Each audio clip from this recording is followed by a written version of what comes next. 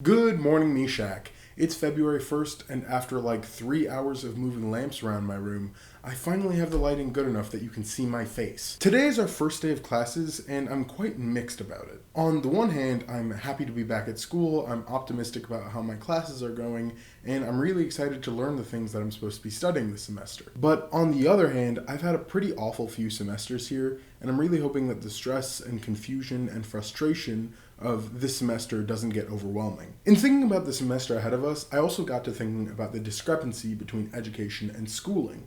I think in an ideal world, schooling is merely the process by which education is performed.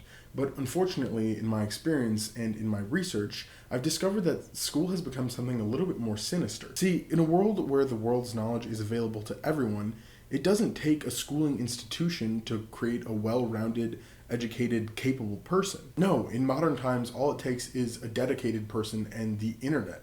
You can teach yourself nearly anything. I mean, my education at face value is worth over $200,000.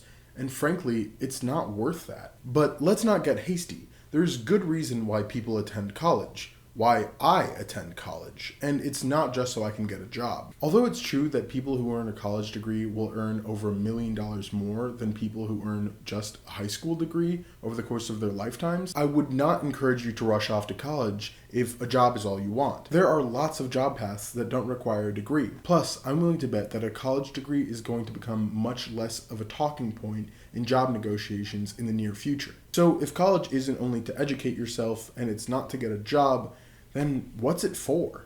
Well, this. Once I was at the dinner table whining to my mother about how boring and easy all my classes were, how insulting it was to have me do homework that was so obviously beneath me. And just at the height of my frustration, my mother offered me insight which has guided me through my schooling. She said, "Sam, schooling isn't just about learning what's in the book.